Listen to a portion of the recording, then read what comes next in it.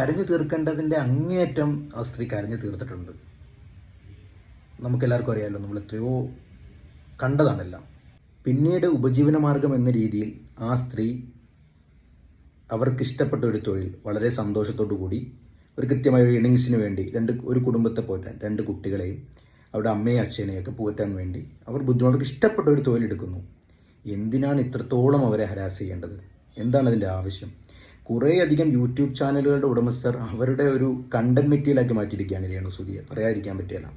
അതിപ്പോൾ ഞങ്ങളും യൂട്യൂബ് ചാനലാണ്, ഞങ്ങളും ഇൻ്റർവ്യൂ എടുത്തതാണ്. പക്ഷേ ഞങ്ങൾ ഇൻ്റർവ്യൂ എടുക്കുന്നതിനാൽ കൃത്യമായിട്ട് അവർക്കൊരു പേയ്മെൻറ്റ് നൽകി അവരുടെ സന്തോഷം കൂടി കണക്കിലെടുത്ത് കൃത്യമായ ചോദ്യങ്ങൾ ചോദിക്കാനുള്ള അനുവാദം മേടിച്ചിട്ടാണ്. ഇതെന്ന് പറയുന്നത് അവരുടെ യാതൊരു അവകാശമില്ല അവരുടെ പേഴ്സണൽ ലൈഫിലേക്ക് കടന്നു ചെന്ന് അവരെ മാച്ചും തേജവും ചെയ്ത് അതിൽ നിന്നും പൈസ ഊറ്റിയെടുക്കുക എന്ന് പറയും. പച്ച മലയാളത്തിൽ പറഞ്ഞാൽ വളരെ മോശം തന്നെയാണ് കാണിക്കുന്നത്, പറയാതിരിക്കാൻ പറ്റില്ല.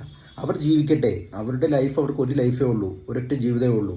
ഭർത്താവ് മരണപ്പെട്ടു എന്ന് പറഞ്ഞ് പണ്ട് സതി നടപ്പിലാക്കിയതുപോലെയൊന്നും സാധിക്കുന്ന കാര്യമില്ലല്ലോ. അവർ ജീവിക്കട്ടെ, അവരെ വെറുതെ വിടൂ. എന്തിനാണ് അവരെ ഉപദ്രവിക്കുന്നത്?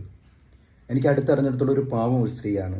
ആർക്കും യാതൊരു ഉപദ്രവം ഉണ്ടാക്കണമെന്നോ ആരെങ്കിലും ഉപദ്രവിക്കണമെന്നോ ആഗ്രഹിക്കാതെ ബോൾഡായിട്ട് സ്വന്തം കാര്യം നോക്കി ജീവിക്കുന്നൊരു സ്ത്രീ. അവർ ജീവിക്കട്ടെ, അവരെ വെറുതെ വിടും.